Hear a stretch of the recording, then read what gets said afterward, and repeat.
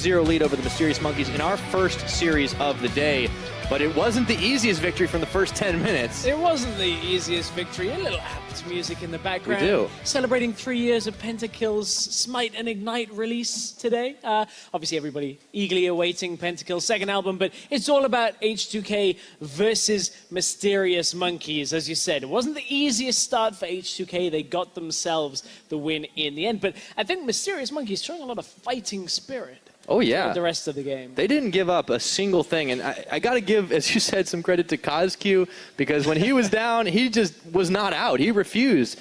I would like to see him on something that can bounce back a little bit from falling behind, or at least see a little more pressure in the mid lane out of Llama Bear. But it was difficult when Jankos was kind of marking him a lot of the game. You kind of compare it as well to how some of our other teams that have been on the losing end of the first series of the split have played. I mean, Roccat kind of fell back into a very nonchalant, not really doing much style. Vitality quietened down after the first few minutes of the game that they were ahead. Mysterious Monkeys are like, no, we're going to fight. We're going to try and come back into this game. We're going to be exciting. We're going to try.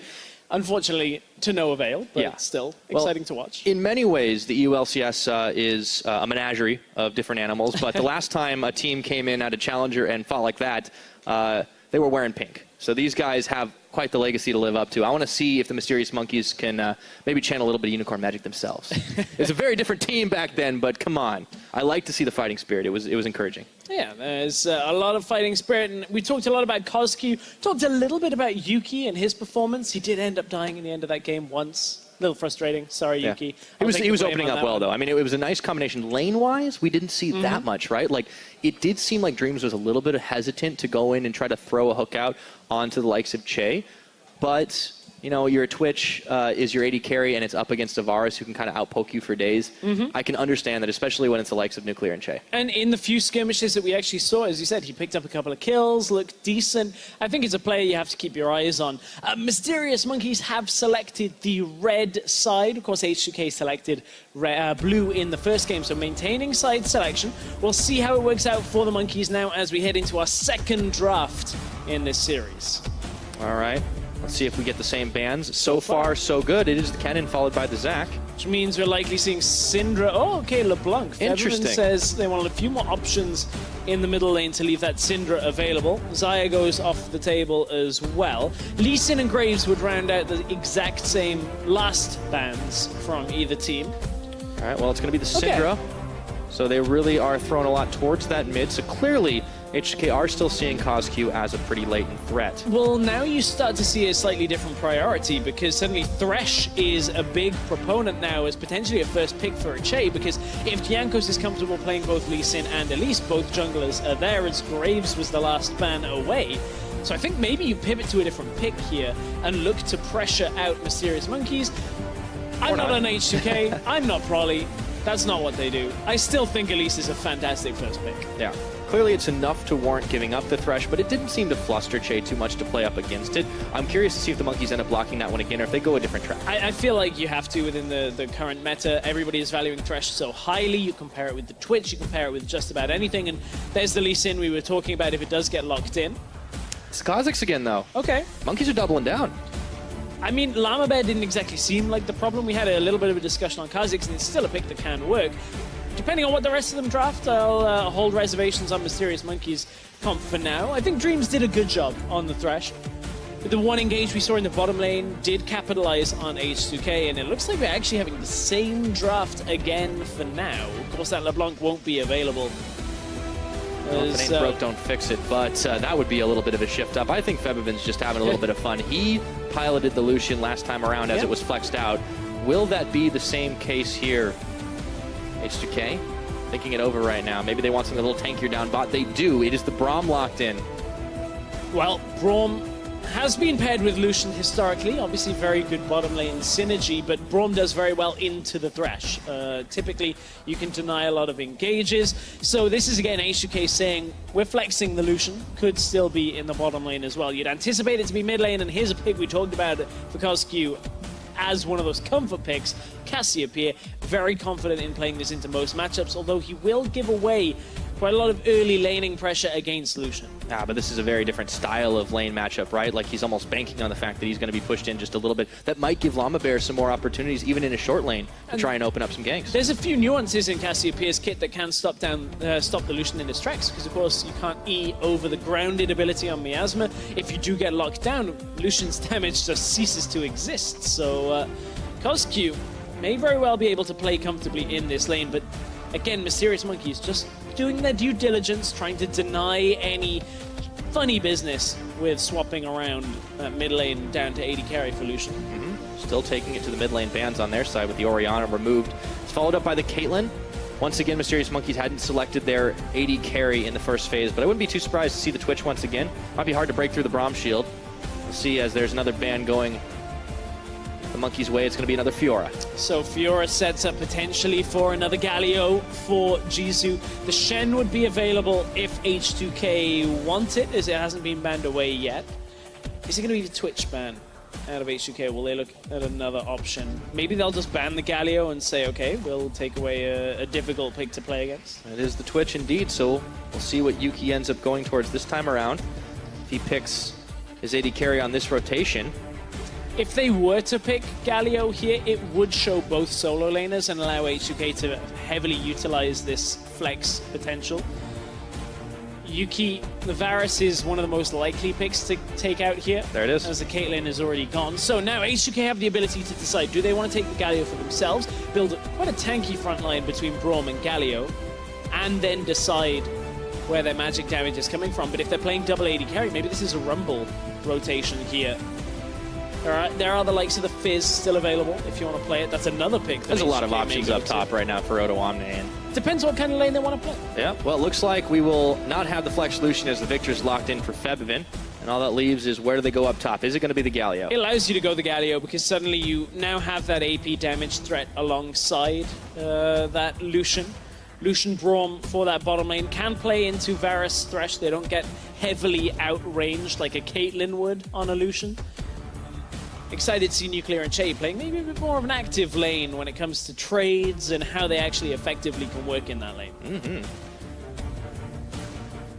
Nuclear was fairly hyped during the spring split for some pretty solid performances out of him. We didn't see it as much in the playoffs as they had a very early exit in the spring split, but this could be the old school bully lane that they need to just unlock them against Yuki and Dreams. Last pick comes in for Jisoo. It is going to be the Shen. So at the very least, the Monkeys will have a few more shields to count on. And there's always that submarine possibility. When you pair a Kha'Zix up with that Shen, there can be a whole lot of fun had. This is quite reminiscent of the picks we were seeing from Mysterious Monkeys in the promotion tournament and playoffs. A lot of Cassiopeia, the Shen, the Kha'Zix. I'm excited to see whether they can utilize that top side of the map a little bit better than they did in the last game, because short of a few kills early on, H2K were able to control the side lanes, didn't even lose their outer towers, and really punished Mysterious Monkeys for not being able to break some of those early structures. Only managed to get the one with the help of the Rift Herald, but we still saw that they had a few tricks up their sleeves. Maybe they'll be able to pull out enough to stop H2K from claiming another 2-0 victory in week 1, but wouldn't that be something for these guys to get off to a flying start? 4-0, you have to be pretty confident after pulling that one out, and H2K are going to be gunning for it. Don't forget to keep letting us know at home who you think is going to take this one away. Do H2K lock it up right here, right now, and shut down the LCS newcomers? If you think so, at Double Esports is the place on Twitter, hashtag H2KWin. And of course, if you believe in the full rookie squad of the Mysterious Monkeys, you know what to do. Double M. W-I-N. We'll see who comes up with it right now. Comfortable composition for H2K. Mysterious Monkeys, though, they're looking for some comfort of their own when they butt heads. Only one is going to take the victory. Can the Monkeys fight back? We're hearing a lot of noise for these guys. It's encouraging, Stress. I want to see how fast they can get started on the Rift. Well, it wasn't necessarily the start of the game that was quick from them. It was the end of the game that they were fighting, and suddenly H2K were able to take the win. But as we're onto the Rift, Mysterious Monkeys, only their second game coming through here, so a lot still to grow. We did see quite a lot in game 1. I'm interested to see now as we head into the second game what they can bring to the table. Looking like I might be going for an invade. Jankos in the forward brush of the river. Should have just been spotted by Llama Bear. Pings, though, they know where he is. They know where he is, but Game's up. it's not enough.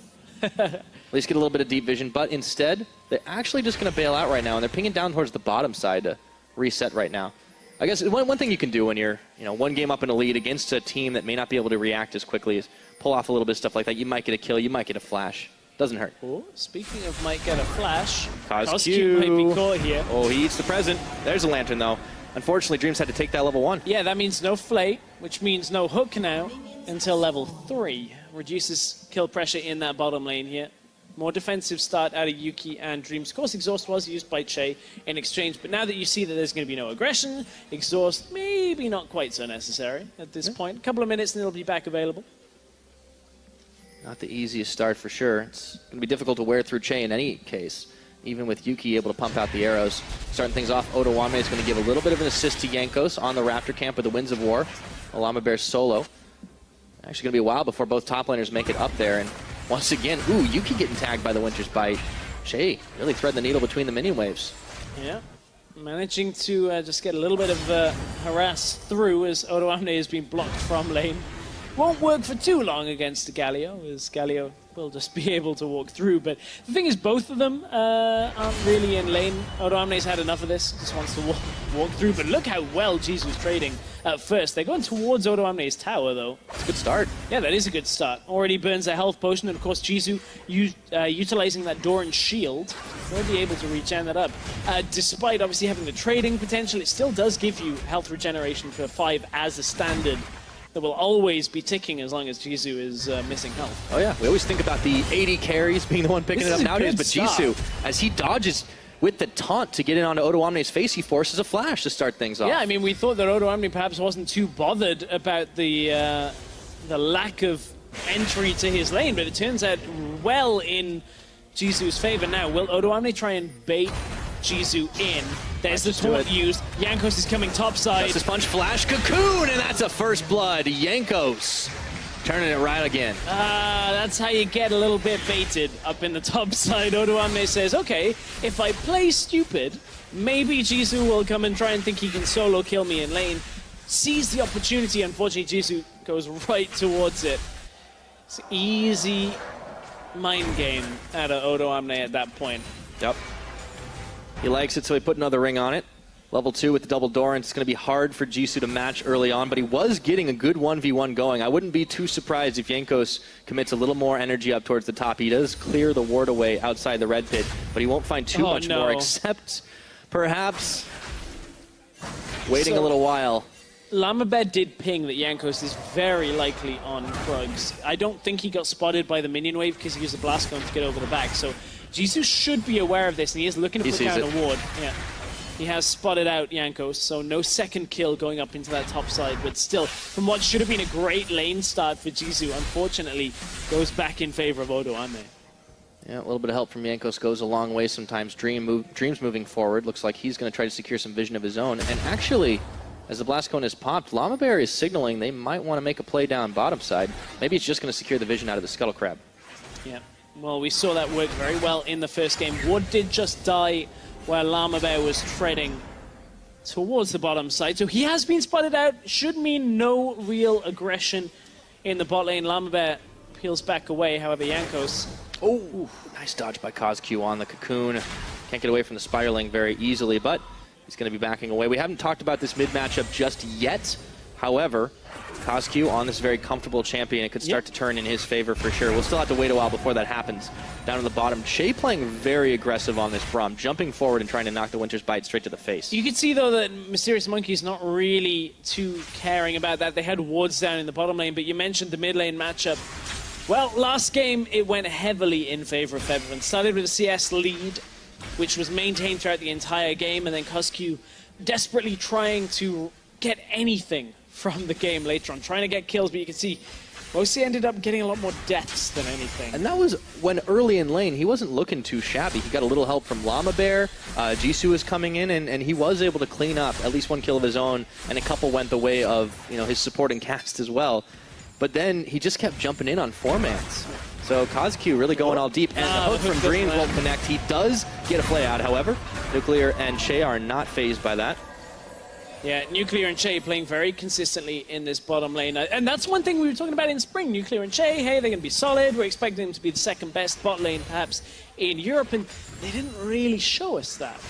They were always defensive. They were always not really looking for kills. And then in the playoffs, they started to fall apart. But I think this is the Nuclear and Che that now, with a little more time with H2K, they seem to have come alive. Che's champion pool isn't necessarily just about playing Karma or Zyra. He gets a Thresh, he gets a Braum, these picks that can be a little bit more tanky and a little bit more in your face.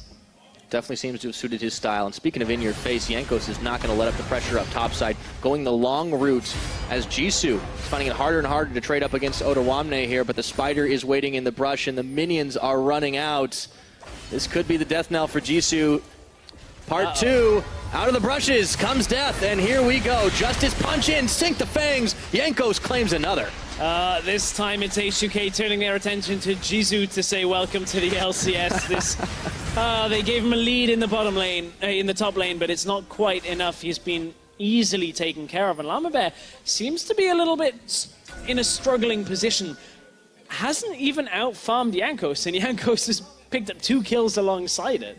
Well, he's certainly a lot less mobile as Jankos went for the early Moby boot start. Still no boots on for Llama Bear, but he's going to get found out by Che, tagged up by the Winter's Bite, and all of a sudden, the element of surprise is gone. Feels like Mysterious Monkeys, at least in this series, have been a lot more successful playing around their bottom lane than playing around anywhere else, which is a departure from the playoff performance that we saw. They did well, but it was more about Cosq, about Pridestalker working together, but now this Mysterious Monkey seems to be a little bit of a different focus that actually works for them. Cosq's going to be able to pick up a blue buff for himself, and he hasn't had too much pressure on his shoulders this game. Last game it was a little bit of a different story, so maybe if they do take that off, Llama Bear can keep to the bottom side, but you can already see Jankos is there. Now Jisoo and Otoamne juking it out again, but you got taunts on taunts both way around, and it's a level advantage to Otoamne. Jisoo's not going to be able to trade as well as he was at level 1. And you can see Otoamne picked up a Glacial Shroud, a little bit of cooldown reduction, some mana, some armor in there. And trying to just defend somewhat against Jisoo, but also will have impact later on in the game as well. Not rushing the Righteous Glory like Jisoo did in game number 1. A little bit more conventional out of Otoamne. A couple of Gallios building that Abyssal Scepter in there as well. So we'll see how Otoamne builds. Wonder whether he goes to the Chachi school of thought of get an Iceborne Gauntlet, get a Magi's, get anything that deals damage. Chachi, by the way, out of all the Galio games we've seen across all the regions that have started to play in summer, he's the only one that actually built a Magi so far. And that just kind of exemplifies him, doesn't it?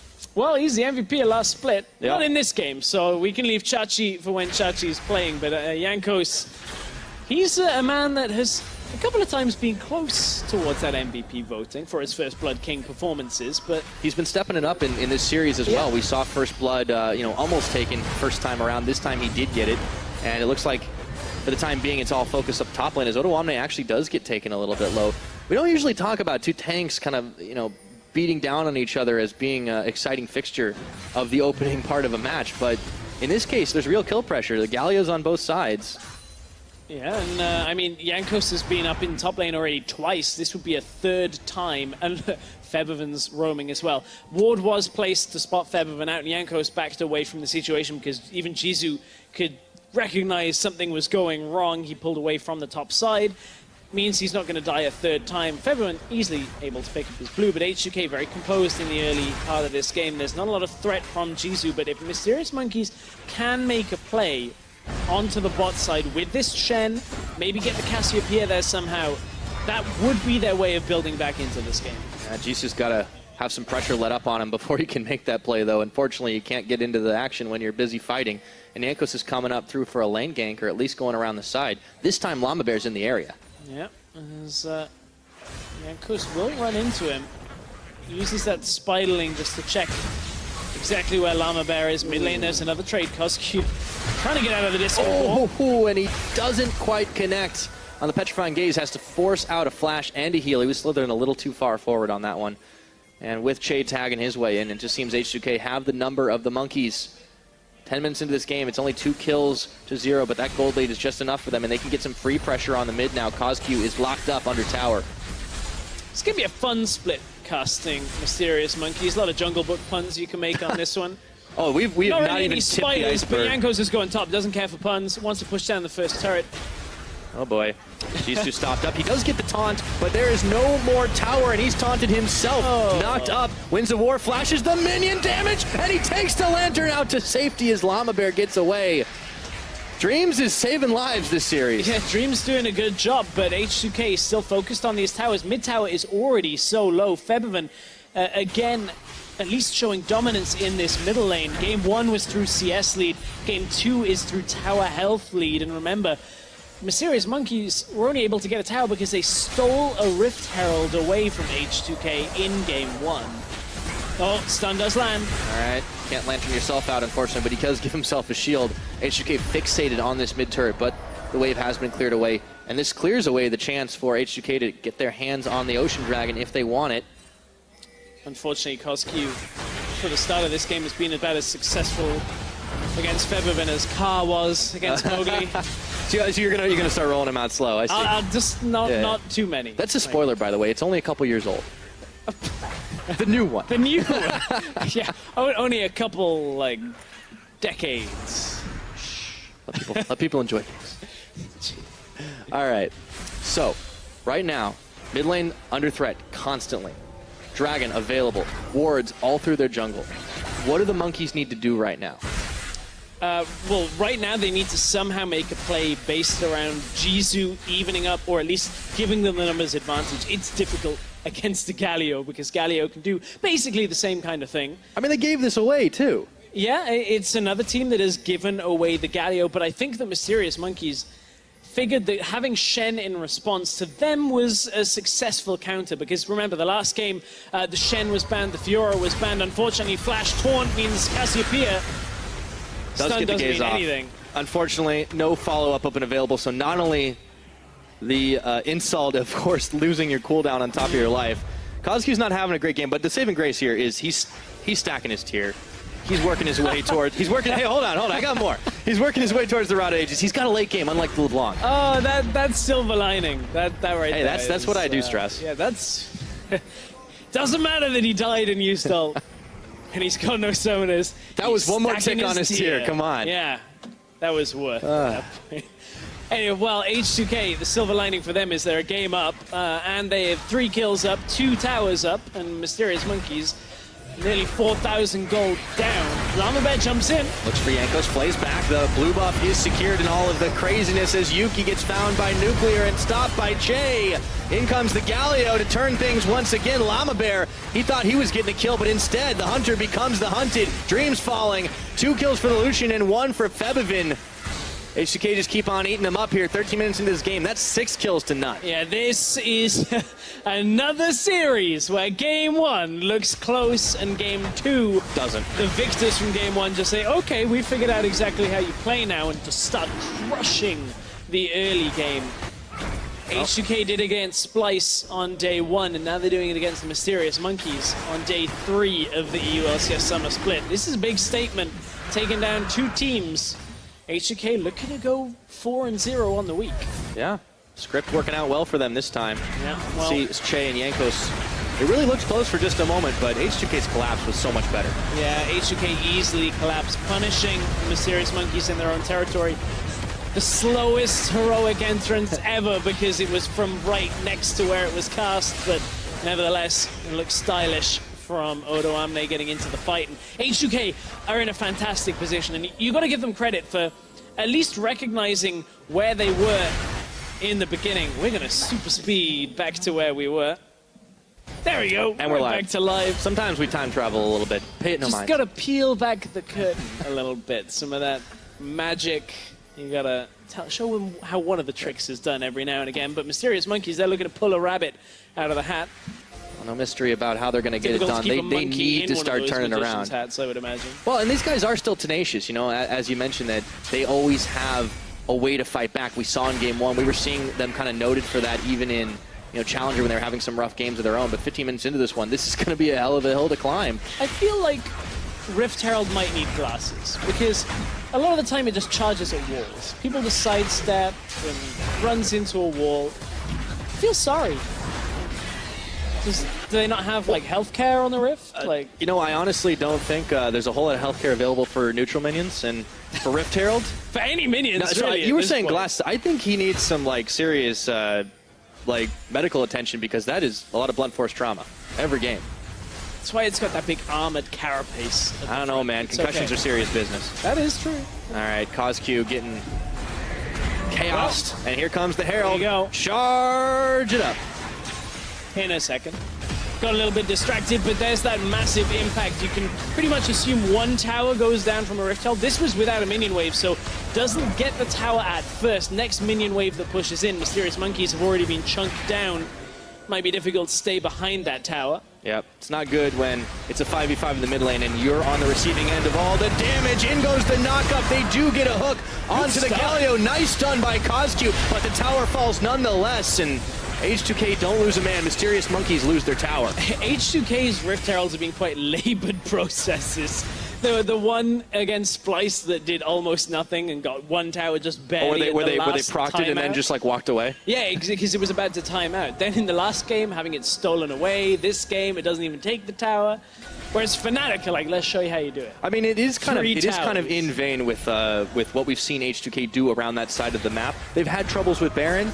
It only makes sense they'd have troubles with Herald as well. Yeah, I mean, that's kind of true. It's interesting how the teams are playing around Rift Herald. H2K have been a team that have prioritized it, but haven't depended on it in the sense that one tower for them is fine, and that's what a lot of teams believe. Chachi, again, in the interview I was talking about, was speaking about how, to his mind, Rift Herald actually isn't that good enough of an objective, because in order to take it, it does slow down your tempo. And really only gets you one tower. Now, if you're ahead and you have the tempo advantage, you can continue to advance your lead. But actually putting emphasis on Rift Herald in an even game can cost you, even when you think that one tower would be a great thing to pick up. Very true.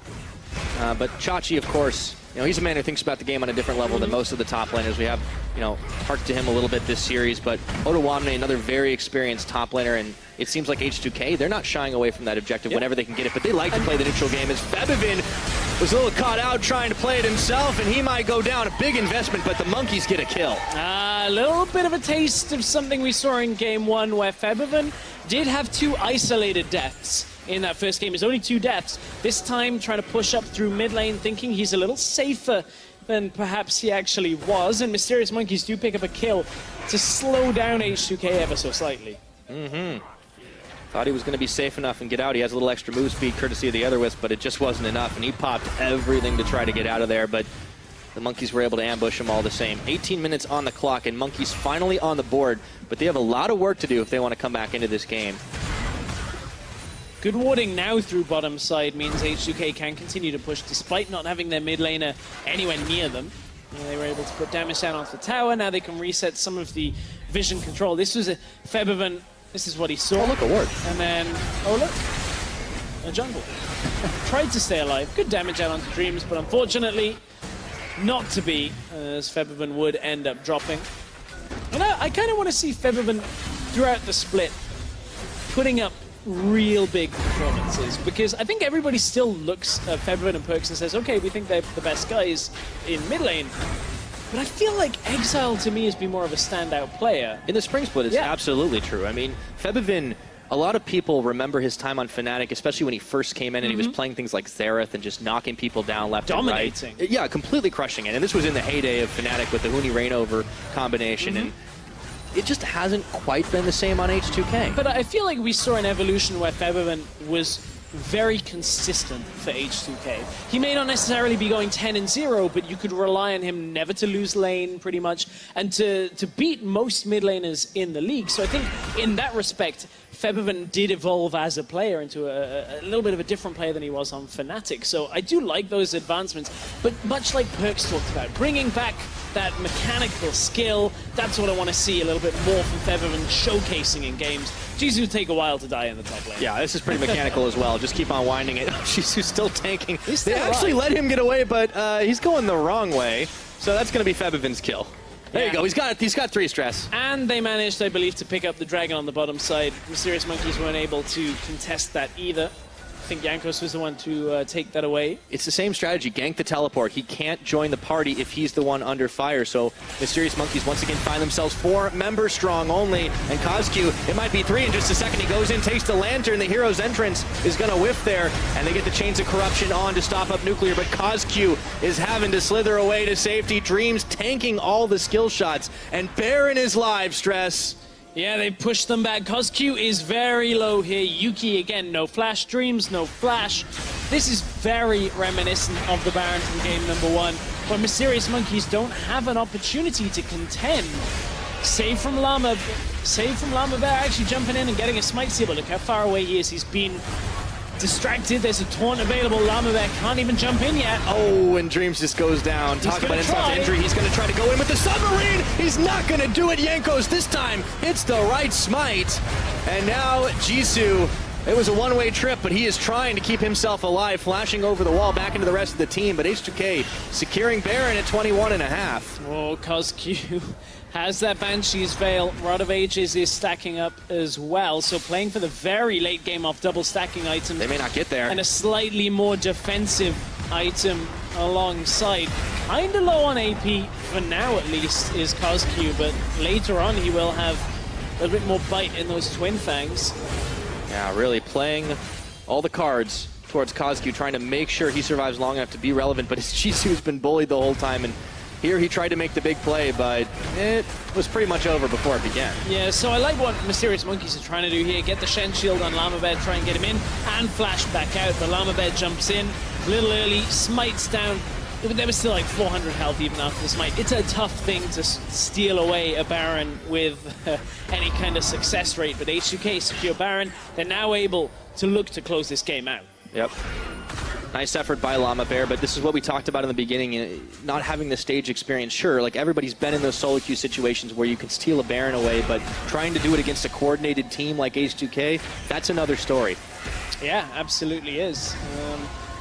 Now as H2K look to close in on another tower. With this Baron buff, 2 minutes still remain, so they should be able to just push this one through. Cassiopeia obviously does have a decent amount of wave clear alongside that Varus, but H2K aren't going to be deterred from it. No, they can just sit back, let the cannon creep do its job. It's power just outside the range of the tower. And now Mysterious Monkeys with no wave left of them realize they have to concede this one, yielding it away. 9-1 is the kill score. 6-0 are the towers. H2K have everything they need, and they're looking for a new pair of snakeskin boots. Not going to get it just yet.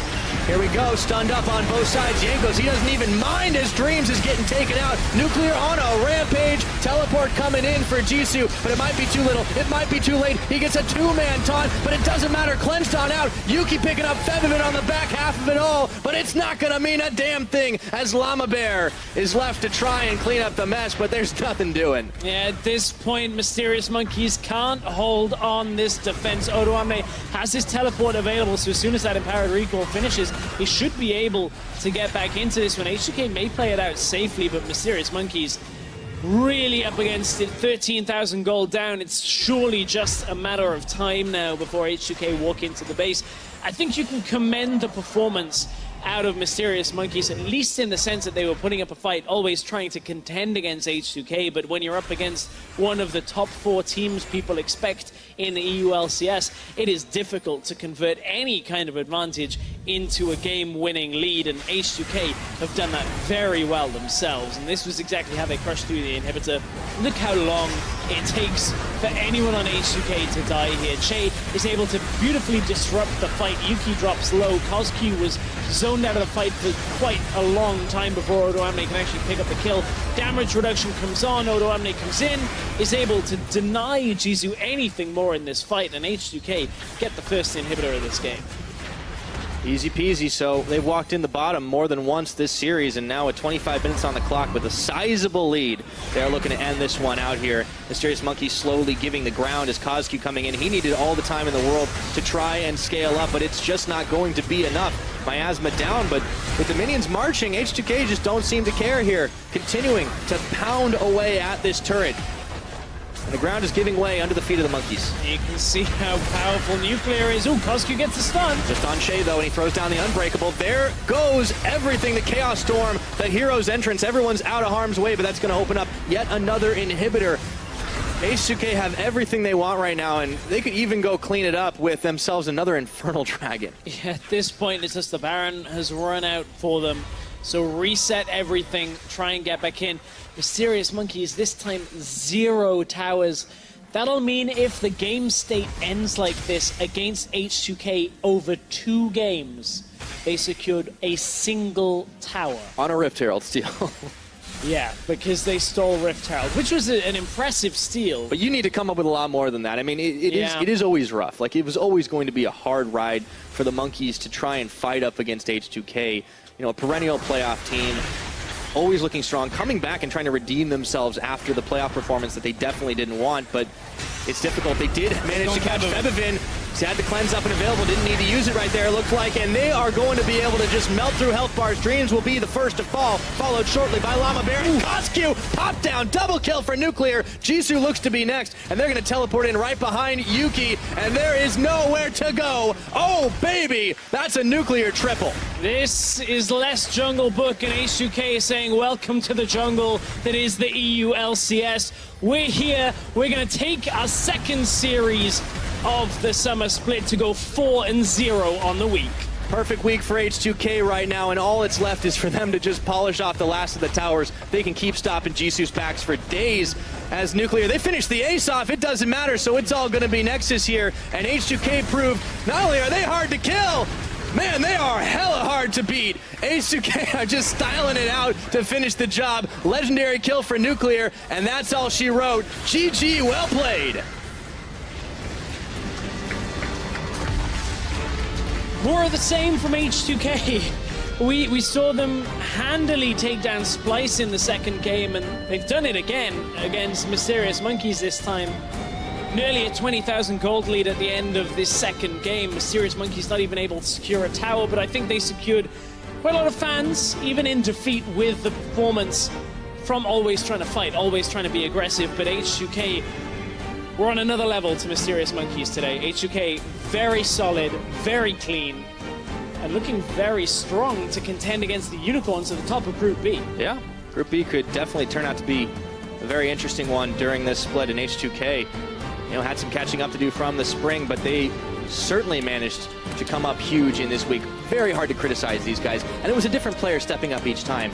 On day one, we saw Che throwing out God hooks. This time he was denied the Thresh both games, but it didn't matter. He was still able to make plays, get in the face of the enemy team, and then it was Febivin who was stepping up, Nuclear who was bullying in lane.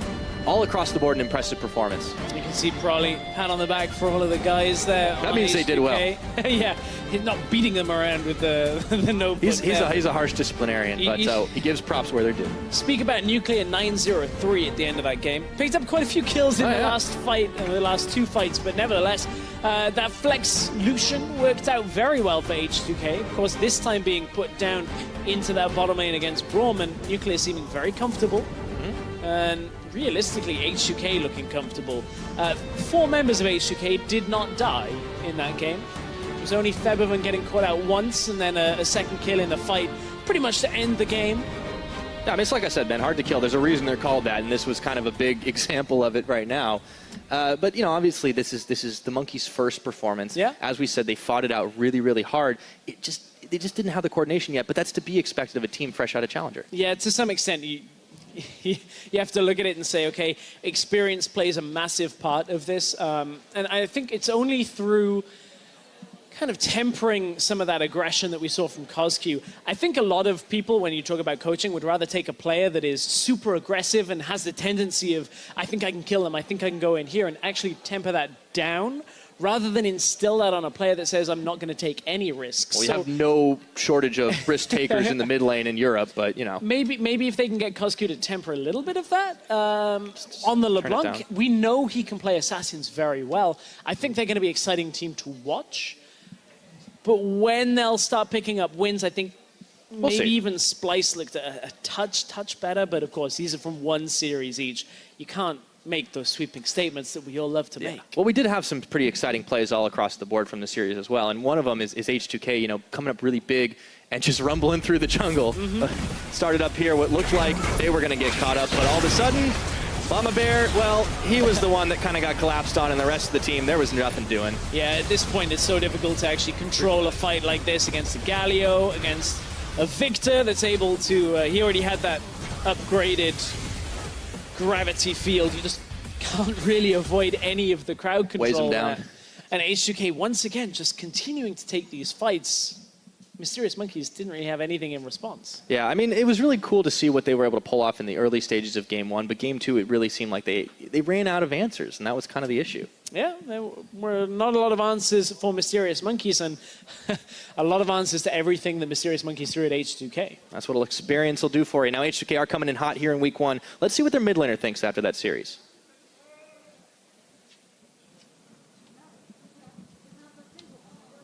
Thank you very much, guys. Not only the mid laner, player of the series, Fevivin. So let's start off. Do you feel like you earned player of the series? How'd you feel about your performance there? Yeah, I mean, I won my lane 2 games in a row. I think first game I played really good in lane, but I had some questionable plays. But I think having mid pressure is really important, and I think it's one of the reasons why we won this series. One of the picks that you brought out, Lucian, showed up in your draft both games, but only played by you in Game 1. This is something that other European mids have kind of failed to execute on. Why do you like picking up the Lucian in the mid lane, and what makes it so good? I just really like playing Lucian because he has so much mobility and playmaking potential. And I think it's also pretty strong in lane if there's certain champions banned. And yeah, he can always push, he can always make plays, and that's what I like to do. So we saw it now flex into the AD carry position into Game 2. Did you guys just opt to flex it down there because of the Cassio matchup? What was the decision-making process there? Yeah, Lucian mid doesn't do really well against Cassio. I mean, Cassio is one of the better matchups against Lucian because if you try to dash in, he can try to W you, and then you cannot move, and then he can kite you. So I opted for another safe mid lane pick that could actually play with range and outrange her because Cassio has kind of short range, and I can abuse that with Victor. So yeah, it was just another good pick. Makes sense. It definitely paid off for you guys overall. Now you're coming into your second series win. Does that kind of set the bar for expectations for the fans of H2K for this season? I mean, I don't know what I mean, obviously fans expect us to win more when we go 2-0. I think this week we haven't faced the most hardest opponents yet. So, I mean, personally for me, I don't really like to set expectations. I just go into every game like we are the underdog, you know, and then see what happens. But I think if we keep working hard, then for sure we can be beating all the teams in Europe. All right. Well, excited to see how that develops for you guys. You talk about these top teams that you're worried about playing. Is that just the Unicorns of Love? Who is on your list for teams to watch out for this season in the EU LCS? I think G2 is probably the best team. Once they get the roster back, then yeah, I think Unicorns and Fnatic are probably the best teams right now in Europe. What is it about Fnatic for you guys that makes them kind of one of these top teams? Because last season, before the sudden rise through playoffs, this was a team that was not a threat. What was the big difference maker there? I think they had like a switch in their playstyle, and they started playing really aggressive on every lane and actually play individually really well. And then also like coming back to the summer split now, they went to a bootcamp in Korea, which helped them a lot as well, I think. So yeah, I think they will be even better. Well, it looks like that so far. We'll see how they do against NIP later. Now, final question. You guys are the first team to play up against the Mysterious Monkeys. What are your impressions of that team overall as the newest addition to the LCS? I mean, it's really tough if you're a challenger team and you come into LCS and you play against experienced players. I could feel like their macro game wasn't really on point. Also, I feel like the lane matchups were played pretty poorly by the opponents. But I think it's kind of normal if you play against a team which has a lot of experienced players, which I said already. And I think they just have to continue to look to improve and keep screaming the LCS teams and get on the level and just keep playing solo queue. All right, so maybe some development for those teams to come in the weeks, development for H2K too as you go up against some of those terrifying top teams. Well, thank you for taking the time to talk to me. We're going to toss to a quick break, but when we get back, it will be NIP facing up against Fnatic in our final series of week 1. Jizu in. There's the taunt used. Jankos is coming topside. Justice Punch, Flash, Cocoon, and that's a first blood. Jankos, part 2. Out of the brushes comes death, and here we go. Justice Punch in, sink the fangs. Jankos claims another. That's a welcome to the LCS. Llama Bear, he thought he was getting a kill, but instead the hunter becomes the hunted. Dreams falling. 2 kills for the Lucian and 1 for Febivin. Jankos, he doesn't even mind as Dreams is getting taken out. Nuclear on a rampage. Teleport coming in for Jisoo, but it might be too little. It might be too late. He gets a 2-man taunt, but it doesn't matter. Cleansed on out. Yuki picking up Febivin on the back half of it all, but it's not going to mean a damn thing. But I'm the only one dying this game, by the way. Going to teleport in right behind Yuki, and there is nowhere to go. Oh, baby, that's a nuclear triple. H2K are just styling it out to finish the job. Legendary kill for Nuclear, and that's all she wrote. GG, well played.